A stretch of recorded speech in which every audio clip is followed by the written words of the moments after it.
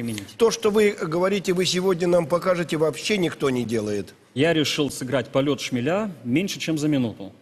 Есть, Как все произведение Римского-Корсакова? да, есть негласное мнение у музыкантов, что если ты играешь за минуту полет шмеля, то ты крутой музыкант. Поэтому я решил пойти на большее, сделать это меньше, чем за минуту. Здесь присутствует заслуженный артист Виктор Зинчук.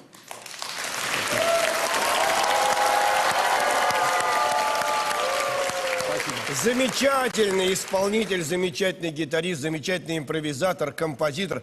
Витя, скажите, пожалуйста, вот то, о чем он сейчас говорит, это действительно вершина мастерства?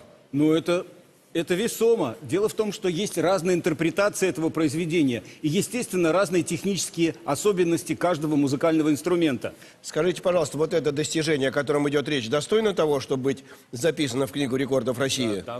Достижение? Да.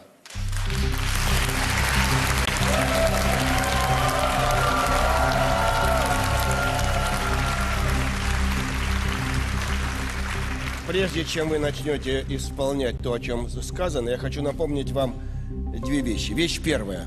Если вы сделаете то, что вы сказали за 1 минуту, мы вручим вам 50 тысяч рублей. Мы за вас жутко болеем. Спасибо. Спасибо большое.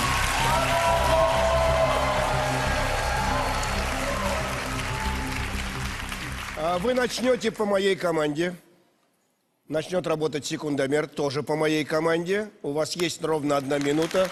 Виктор, я прошу вас подтвердить, что произведение исполнено от начала и до конца. Вы готовы? Да. 5, 4, 3, 2, 1, 0.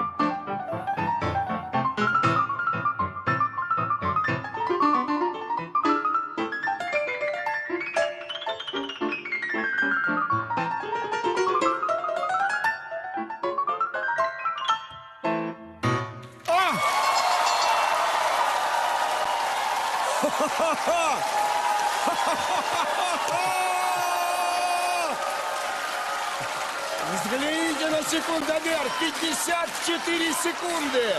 54 секунды.